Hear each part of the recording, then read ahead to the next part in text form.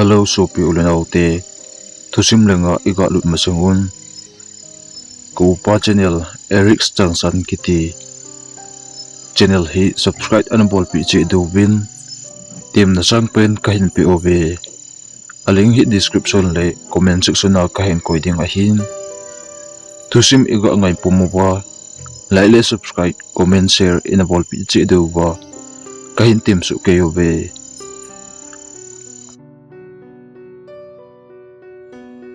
Hello sopi ulen autte tunin jong thila thusim khat anangai kom kin hitin he chithim hi a hi le kaloi pa do wachka ma ka chi hlon na a hin chule thusim iga angai masangun ga se sau beleng na chom chi a hi ji im pau jong hi ki bang jep loading a hi ji im atampin wachka ti ho jong imang ji un abangin wachapi zong akiti ji in hiji chun angai dan jo ana thi mo hitin a hoi chu hi zong le ala tu dan chu ite mo ba a hi le ei hoding a hi chule jeri changsan story a koita bang he zong le wangsit pia nong lu kha masat pe ni a hi le lale subscribe hin bolding in tim leng ye i su ke be tun e hon jong thildang se be lowa atusim langa an lut pan taw hite keile kaloi pa zuna hi kaneu ba pal thuniam gamba ho hi kalung lu thon to a hi le keini him wachkap ti ho jong khatha ananom phle jing thlonim hiji chun mi sang sanga wacha ho hi henlang kachi do ka bai kun do thon nan wang phat na jong ka tu thon chin wacha jong hi tamta ta kana kap thon ji in hi hidi chun phalini khu achal banga hin kaloi pa jana to kini jong tulai ja dingin aching theloi ta achu ki hita jong le ni dang lai chun angol be bo chu ani ki hin lai in hi keni ka kum thlon hi a hi le kum som le kum sigi hobel chu kana hi thlon hin kaloi pa hin bachakap hi ada thile jingin kaloi pa sanga ki hi wachakap hla ajong khathim be pun hiji chun kaloi pan wacha akap hla tamni hi jong le ka ki hom thlon jin hiji chun ke ni hi ki tu thlonin ka hlat hlon na ajong u chalung ki tu ta achu ka bang jing thlon chi in a hi hidi chun ni khat hi kaloi pa adam mo ji in kenzo kachanga gama kachi nom tapun wacha jong ka kap nom tapun kaloi pa ti na chun kachi in a hi le kaloi pa chun bai kata sa adam mo hi kagiala a hi le wacha e kap thei hlon lo to wacha kap ma kachi nom mo tai bai kaungdam do phale wacha kap ma chi hi ti tin ki ni jong kaloi pa chu to kum khom thlan jin kaloi pa jong phalini khu achal banga ahondam do dom phana chun kaloi pan jong bai tuni le sailum holetin ni hla le bachaka ma chi hi te tin kaloi pa chun ei tongim ken jong bai chun zo le chi hi te tu anong dam do be pa hi in jana iba hlon ding le jana ga mangsung la bacha I holding chu azule na nat kit na lo ung hi khan ti tin ka don bunin a hi le kaloi pa chun ai poi bai kalung lut ma jing te jing zong nga zo ta ponge tu ni hla ma yin sailum ki hol hitim ni hla le tos lai ki choi hitin wachaka ma chi hlon na heti tin kaloi pa in a ha se wal pha na chun da te ding chu kunum ta pun kaloi pa to kenin jong ain ko mo wale ngan apun la achun lengan chu ka hin khu hlonin sailum chu ka hin hol hlonin ni hla langa chun kaloi pan jong bai ina ne ki kun lang sailum ho hi kin hin pu in katin tos lai ho ne ki benen lang ka hin ho pa denga hin chi hlon na heti tin ke jong ama ho ina ko na chun in langa ki le in ka hlon zo ba chun sai lum le gu phel ho chu ka kisu tu min kaloi pan e hin ho pa ding chu ku nga in chom kha jo hin kaloi pan jo in ho pa pha na chun ke ni jo wa chu kop ding a chun ho sunga pa na gamma sung lan chu kan zul hon ta na hi di chun gamma sung ka pha thon hin kaloi pa chu ka be na hi le nidang to bang lo ba chun ata sa pu dan le a chan dan chu alip zo mo mo pun ata sa chu ongoi di tu in ken jong bai nadam lu khat tu hom tin ka dong in a hi le kaloi pa chun bai kadam do tho tai mo a hi le nidang to ki bang jip lo bo a hi e bai a hin tin ken jong chuti a hi le in lang ki le ba zo hi ti tin kaloi pa chun ai poi bai masang zip ma bacha in a kap ji namun dam sung la hi hen lang kom sung la ko ma wacha atam na pe na chun wacha gi zong tamin tin kom sung la ho chu we le hen wacha zong pha be pi I kap la lon ding a hi ti pha nin ken jong ka gelin a hi le kaloi pan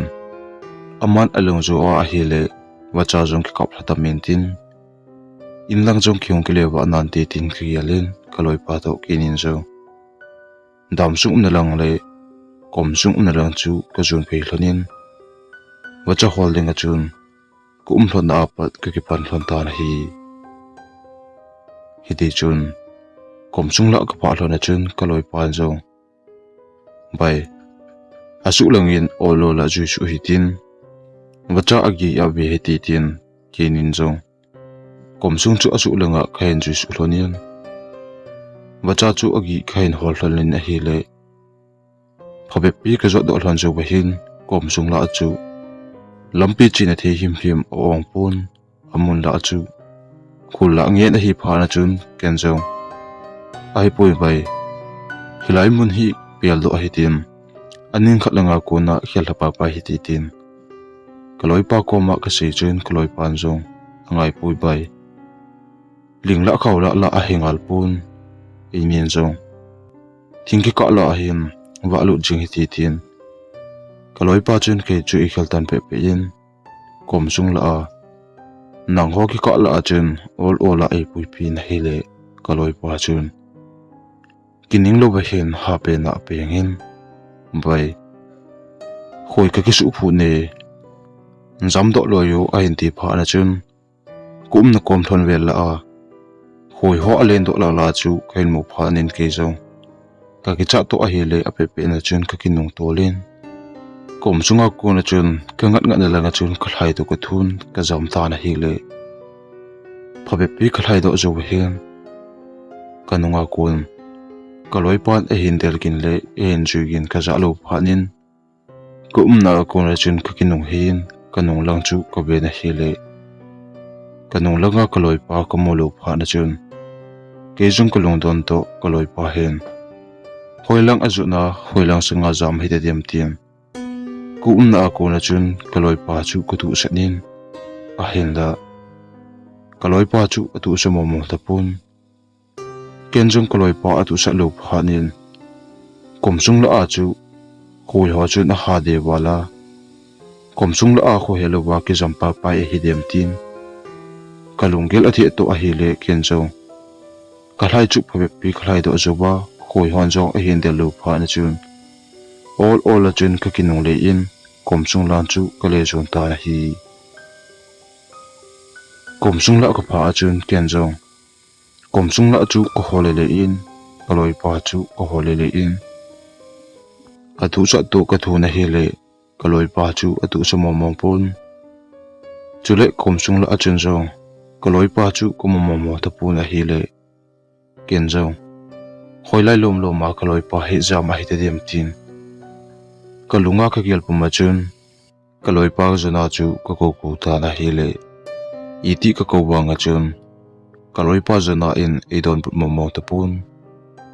keijong kam ma sung la chun kaloi pan hoilang azot hi te dem tin kalung kham pum ma chun wacha jong hol thei te lo bin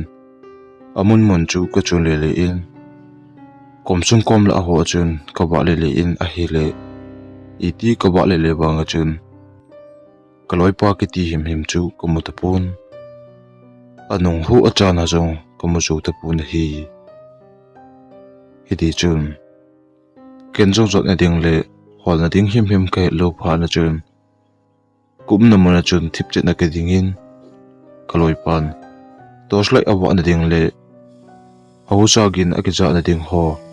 ka king ka jit ho chu ka ve le in chom khat ta bang chu thip che na ka tu hla na hi le chom khat jo ba hin wadung ka langa kom chung ba na ko na chun pasal khat kinu de du ta banga akagin le kining lo ba ahong pen gin chu ka hin za pha nin ken jong a pe pe na chun na ko na kaloi pa hidinga ka gin mo pha na chun a lai tu ko thun kom chung lang chu ka del pin kom chung lang ka pha pha chun kom chung aga la ga ma chung lang chun ka kal do pa pa yin pasal khat ahong ka gin chole a pen gin ta bang ka za chu kaloi pa hidinga ka gin mo ji chun ken jong na ako na ka tu cha in a hele ka langa ka ma chung langa ko na chun kaloi pa asu to kilo khat hian ka tu cha chu e le tu cha nian ken jong kaloi pa hi langa hi thlai pa pai a hedem tin ken jong ka gel ji chun all ola tu chat kin ka za na lang chu ka nai phein I chanam ka pha jo hin kaloi pa chu ko ta na hele kaloi pa amina ka ko pha na chun tu chat gin ka za na ko na athip chenin ken jong kom na bel chung la achu kaloi pa ka belelin a hin la kaloi pa ki ti him him chu komo jo pun ken jong kaloi pa chu amina ka sap tu ka thun hoya nu ham tin ka dong ta na hele kaloi pa asu a ko na chun ka gal langa ko na him bai hilanga hom pheyo a hin ti ta ba chu ka hin jamang phil phulin ken jong atha chun ka tu se kin in a hele kaloi pa asu ta bang ka za na a ko nin tu sat gin chu ka hin le za ki pha na chun kaloi pa wang himo mo tan ti tin ki chapum pum ma chun all la kanai lu nien ken jong amon la chu ka be phe pi en a hele naw chung la angin a hin mi yam chan dinga jong a chat to a hele ken jong bai helai mun la a ipina bol hamtin ka dong ki nin ka kisian tu ka thu pha na chun gamma sum ka ban langa munjang langa ko na chun hilanga ahong phei ki no a hin ti pha na chun kaloi pan ei tu sa gin na le ei ko na gin ha chu agam thla tul tul a hi chu ke ne pha na hin ole kaloi pa a hi dem kanai lu chana agam thla chi chi dan hi tin ke jong ka cha to a hi le ka changa kaloi pa bi hela gam noi la a ko chu ka gelin alang khana kaloi pa or su chu ke dinga ka ke chat na adai dom na dinga e in ki za sa banga chun kata sa le kalung gel chu o umin a hin da kaloi pa mel kamology in ka ke chat na chu a phachum di pun ka ke chat wal ji chun ken jong kaloi pa chu abela ka sam ki nin a hele hichpeta a chun kum na noi langa ko na hin hilaya ko me a hin ti chu ka hin za phanin ken jung a pe pe na chun ka jun su in kaloi pan hilaya ko me a hin ti na chu ko khona hele tos la ya ka kho tu ki tu a chun lingla nang la thingpung la ki ka ho a ko na chun kaloi pa ta bang chi khat wachakap na se khaw sailum ko na ki ku ma gamma sunga all ola alu la chu khain mu phanin ken jong bai hoilai na jut gut ham tin azot chu na non chu all ola ka jon chu ta na hi le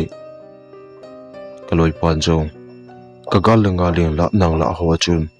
a o ma akithol puma chun chule ke nga all ola akithol puma ling la khaw la ki ka a chi phe chu ko mu pha na chun bai wacha hol nei ham tin ka dong ta na hi le kaloi pa chun ka tu sei chu e don but mom pun ken jong bai ipe bola nei holo ham ole kom chunga khui ki su phut phe na ka jam chu nei mu man lo chi a na lung hang ham tin ken jong kaloi pa chu ka hu pin hi le kaloi pa chun ke ki ti chu e don mom pun ke na lang singa jong ahong kele hi pun achi ban chu ola achi chi in ke nin jong khau gui la ka hin phu do hlon jawa agal langa thing noi la ka pha hlon chun mun jang kha chu ka hin pha hlonin ken jong ka kala kaloi pa achi phe ka bet pe lai ta achun kaloi pa jong thingpung ho ki kala achu ajun lu din thingpung khat mun a pha achun kaloi pa chu thingpung sanga aneu ji chun aban chu akimota pun ken jong hoi ta a ka bet pe na tos la ka ho pe na chun kaloi pa chu aga langa a hon do mo ta pun he chi thingpung ma chu alet wal ji chun ken jong thingpung aninga chu kitung hla a hedem ki chola a hedem tin ka kel chi in all a chun kaloi pa thingpung in alin lang chu kanai lu nian thingpung mun ka pha achun thingpung chu ale dan ate pi teng o umpun aning chu ka ka abe na hele kaloi pan apha a aban ahong kal do lo na le aban ajot be ki mo lo na ako na chun kaloi pa chu anum tapun ken jong kaloi pa ka mo lo pha na chun ka king lap jingen ka king ka jit ho chu ko be le na hele iti ko be le ba nga chun kaloi pa him chu ko mo jo tapun ken jong kaloi pan thingmun apha a aban hung do talowa ka jot phele ka mo lo pha na chun ka ke cha na chu khur kha na ahong sangin ka ti ki hom tu tulin ka lu chu alin che bangin ka hen ka din na achun ka ti chu akithing thladen ta na hi hiti a ke jong ka ti ki thing thladit puma ka din na ako na cha jong cha ba thilo ba ko umpe lai ta achun kanung langa ko na hem mi khat a hai chi bulbula aki tha den ko na a o chi bulbul pumle alol chi bulbul to pang hi khain jamang pil phulin ke jong ki cha sa chun ka ta sa aki thin pomin kanung langa ka ki le nong hein husigin ka za lang chu ko be na hele husigin ka za no o chun ima ko mapun chule mun jang noi a hi ji chun ken jong aning ji ho chu iti ko bet le ba nga chun husigin chu athip chet phanin holai don mona ku na ka hin ja ham ka thei ta pu na hi alang khan a ke jong ka chat wal ji chun ka chat jong ka chat but mo ta pun ka tha jong a hla cham che chin a kap hla go banga chun ko o ke thing le du pumin ka loi pa jona chu ka ko ta hi le ka loi pa jona a kunin don bu ne him chu ko mo jo ta pun alang khana ke jong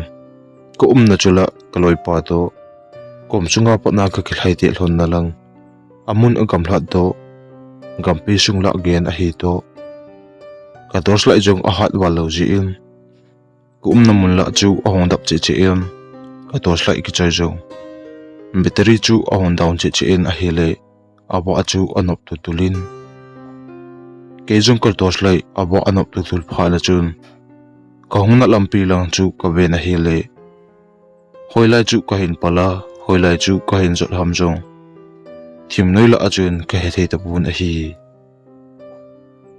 hidi chun ke jong ka ke chat wal ji chun ka king ka zet ho ka bele le na hi le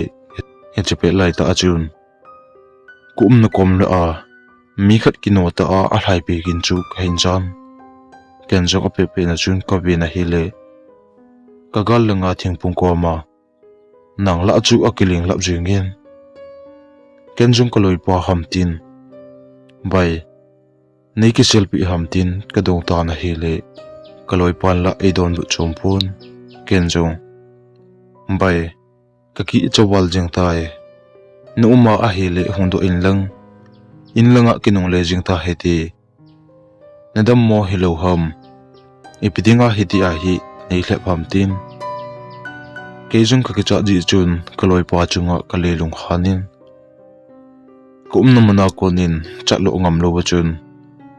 kamo din den ta na hi ti chun chom khat bang ka din den jo hin kanunga pa na chun mi khanin ola a hin na ya kum na lang a hin jot li da na chun kain he he na chun kanung chu a hong jo bel bulin keijung apel pe na kakilien dong hein kanung chu ko be na hele kanungin la ima ka machum pun kenzo thilumdan adi thelo to ka ke chal wal pha na chun kumna pa na ka ngat na lang jo ding tin ke pa da ding ka ti lai ta a hian ka koma ko na chun mi khat a thi gut pe na ata sa apum pi a akese bang ka chun kumna komla a ko na chun agin ka hen jang kenzo ka za la chu ko be na hele mi khat bom le lu na ana to chu thingpung punga ko na ka hin mo chun kenzo tos la chun ka khona hele ka tos la a hat wa lo pha na chun khoi ta in ka khop thi ta pun thingpung punga to chu hoi ta a ka bem ka loi pa to kilo ku sa thim ji chun ola ka chun phein amun ka pha ding ko na chun thingpung punga to chu ka be na hele ola thingpung bula akhi khin lu chu khai mo phanin keijung gang chal chun al hai tu ka thun thingpung pang chu ka be na hele ola akhi khin lu na thingin aleli a chun kalhun tu ki tu chun thingpung panga chun atu pa chu anom ki ta pu na hi hidi chun thingpung panga koi ma ka mo lo phanin ka ki chat na asang che chi em ka khup le ki keng chu ki thing hlan kum na ko na non chon thelo win ka pum chinga ka ki thing hlata na hi hidi chun khachum khat jo hin ka ta sa aki thin hla na le ka ki chat na ong phat do jo hin kanung langa thingphung bula ko na chun pasal pa hosan chu atha a kain jamang bel phul kitnin keijung ki chata achun kale kinung hin thingpung pang chu ka ve na hele pasal pa ana tu no mona chun atha a ana tu ki chu khain mo pha na chun keijung ka ki chat wal ji in kum na ko na chun koi nei ham ti chun ki chata in kadin na akon ka ki set tu ka thu na hele chi pasal pa chu akinu gen chu a ha che che in alol chu a chi bulbulin mi khatnin alol aat pi a hai husa chi bulbul chu kum na bela chu ki thong je junin kazan ke jong ka ki chat to nei lu lo ding chula kamasang lai ta a hi ki to kenjung ol la chun kanai lu nin koi ni hampian kale du ki ni na hele pasal pa a hosa chu a hong thip chinin ata sa chung chu ko be na hele alu le pum ho chen jong thi san hi ama di du in hi chupel lai ta achun pasal pa chu a hong ki le hi jin kilang a hin be na hele abun le ape jung ho chu a ki khai di du in amaya agule chang ho chu ado di du in amai jong ata sa pumpi a bit hi san a hipun alol jong chema aki albanga again de du chu kumu phanin ka ki chau to a hele kadin a ko na ha pe na ka pengin kum na ko na kile hia jam ding ka tin a hele hichimi chu thingpung panga atu na ko na chun ola a hong ki pat do en a hele a khut le keng ho jong a ki lep de du em a ki he pel de du in ke na lang sang a oma a ki thol puma a hin ja chu ko mo chun ka ki cha to a hele kadin na a ko na chun kanung langa ka ki le hein ka ngat na langa chun a pen to ka thun nga ma sunga chun ka jam ta na hi hidi chun kum na ka hel do juwa nga ma sunga ka hlai pe lai ta chun kanunga ko na hin mi khat aki a li ding ko na alol chi bilbul puma a khup bu a ki thol puma ki na lang a hindel bunga chun kanunga kuna kahenjan a hele ke zong kanung lele a kuna kahenja ji chun kanung langa ke le nong heya wedeng bo chu kalung azetil tulin ke zong kalung a ha zat wal pha na chun kalhai pum chun ka ke le nong heyin kanung lang chu ko ga ave na hele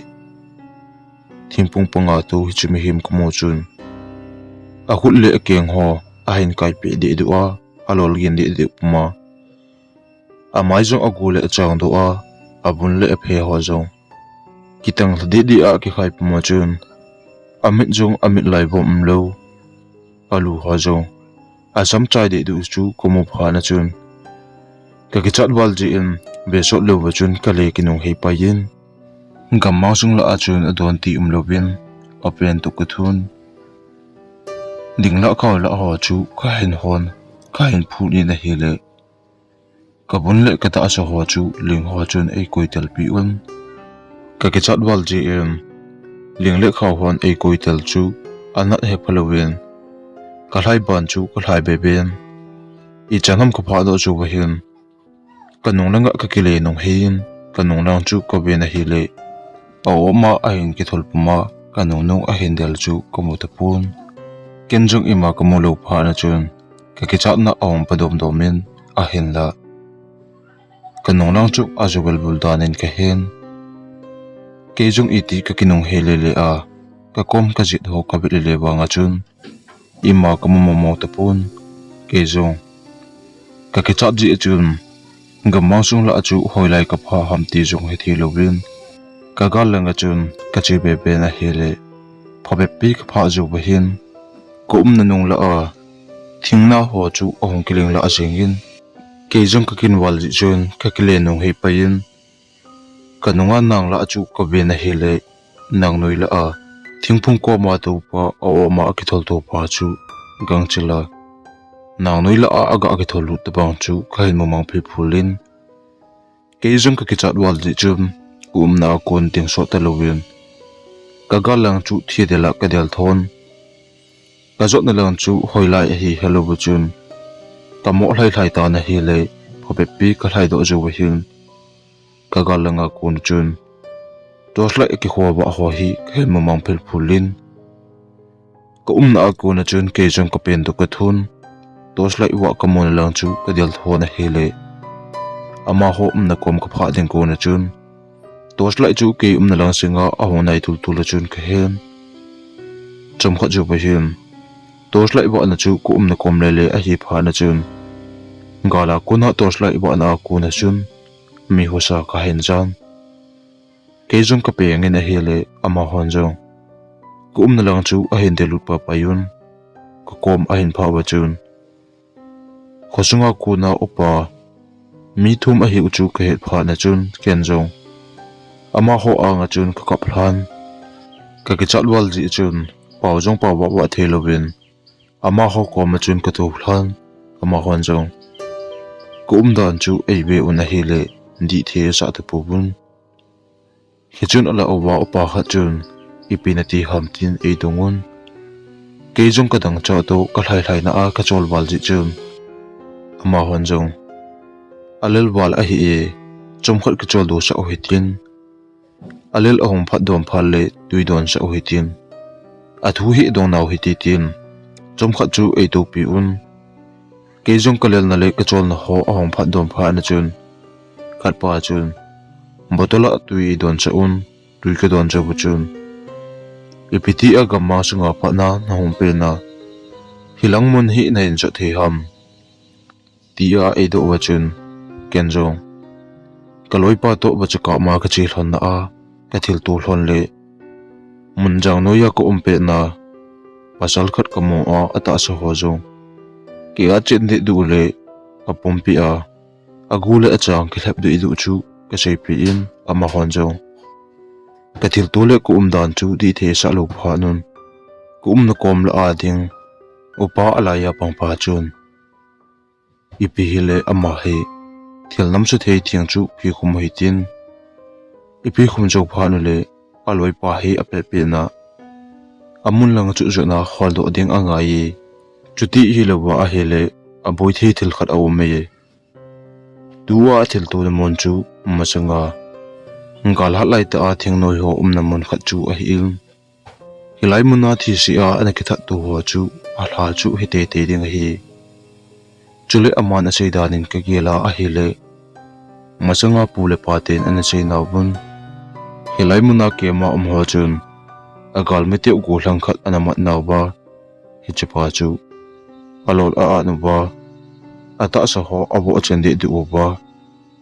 agule chang ho ata sa ho jong leiku dong ta a alai ba ata sa acha lu nu ba abui hlum mai mai a hi chu kain gel da e hezi chun tun e hon jong de lu pa pai tin aloi pa chu hol do pi ding ngai tu hi ti chuti hi lo wa hi le boin chang ta atu the hi ti pha na chun upa hon jong ipi hi le mo the lo ba ko na ikibeng tu ndu bin thing hi han lang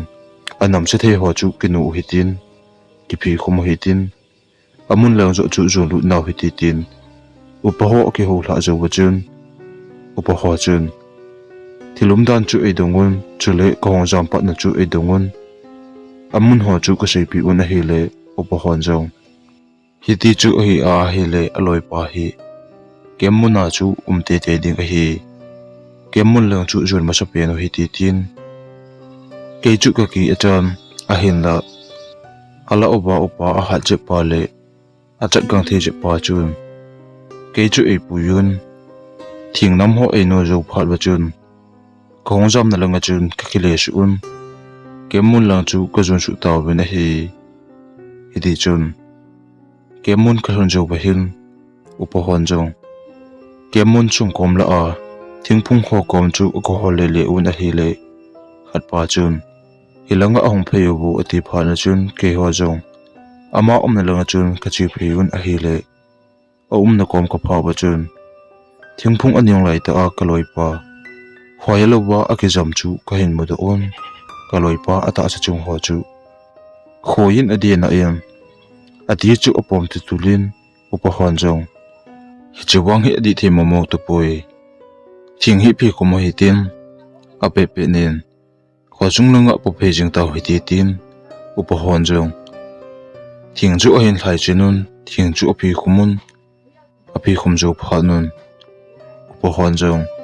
kaloi pa chu khosung langa ka hin po phe taw bin hi ti chun kemun ka hin khel tha jo be hin kemuna pa na chun kemuna ko umpe na mi khat atu sa gin le akinu gin apen gin gala pa na ka za ho chu ke hwan jong kumna umna ko na chun khain jamang phil phulun upa hon jong them khot kino je mo hi ti tin lampi lang chu khain jun pa payun lampi ka pha jawun lampi apa na chun khosung langa khong ke le un lamka la chun kaloi pan jong ana na a chun khu a hin la ho pi the helo ji chun ke hwan jong khosunga ka pulu pa payun ina chun ka lu pa payun kaloi pa ti ana anu le apa to upa ho chun thakatna a hin pui pi un a hele kaloi pan jong chum khat jo ba hin ho chu a hin hedo pa payin kadang a chai a hin ti pha na chun tui edon cha un tui don jo pha nin kaloi pa jong ho pi the e pha na chun thilum dan chu adongun a hele aman jong kom sunga khoi ka ke su phul hlona jamdo dinga khong kinu le hlona chun kaloi pa chu ka be na hele hoilenga azam a hi ka motopun aning khatlang chu ka be na hele na kho chu akilin la chu komun kaloi pa a hlaina a nang ho akilin la hi tinga gin mona ka nei pha na chun nang ho akilin na langa chun khlai pa pain kamaile kalu chule kata sa kho khoin adeji chun na ka sa to apen to ka thun kaloi pa no nga chun ka zamin a hele phabe pi khlai do jo behin lingla khaw la ho chun song ho ha chun adl te yun I chan ham ka pha jo behin nang la chun ka kesialin a hele chum khat te bang ka kesial jo ba chun hoi ho chun kanon chu a in del tapun ken chung ka kom la chu ko bele le na hele chom khat jo hin kaloi pan bai hungdo o hilang kon tri pheta heti ahin ti chu ka za phanin ka kisel na ako na kapot do papayin kaloi pa chu ka be na hele ke inung na ka ma sung lang azo jiin anong nung chu ka zui thon phabe pik pha azo bahin jong kaloi pa chun abayala ain ho to pun kyan jong ko be na hele ama chun ke kiti him chu eidon but pun kum na langa jong ahong kinung hei pun mon jang khat ka pha hlona hin ama chun thingphung khat a pha pha chun agal langa ahong do ta pun agal langa ahong do lo pha na chun thingphung aning chu ka be na hele kaloi pala kamota pun he chun ken jong kanung langa ko na mi khat ahong phei banga ka he na chun kanung langa ka kile hi ko na hele kanung langa mi khat nian ei tu cha banga chun ka pum chenga ka cha hlan kanunga pana eki tu cha banga om pha na chun ka ti chung chu ob che che em ka pum chenga ka bo la pha na chun kalule ka mai ka ta se chung ho hoin ei de na ko na chun kadam mo da kadam do jo be pa hi to kana nan a hanal che che em khoyelo ba chu amana kana thu pa pai hitai a hin ti pha na chun ken ka tu bang banga kaloi pan jong ana tu hi chu ka hin hen a hen la kaloi pa anong ka zia ke mon la ka pha kaloi pa khoyelo ba kaloi pa akizam na mana anom lo chu ka gele na hile ka ki jong achan kalong jong adong le jinge na hi hidi chun kaloi pa chu ain sung me te le kho jong me pi phabe pi a he sun chun kaloi pa chu a hin to pi un ka hin jen ji un a hele kaloi pa jong anat na ko na ahong ol do pa payin kaloi pa jong ahong dam do zo wa panin hi chini ki thil tu hlona ko na chun abel kitia gamma sung kanong chot hlon to pun kanong chot hlon jong le sun le bo kana phalon chi ta na hi to sim akichai tai aban ananga akin hiti na bonun mangpha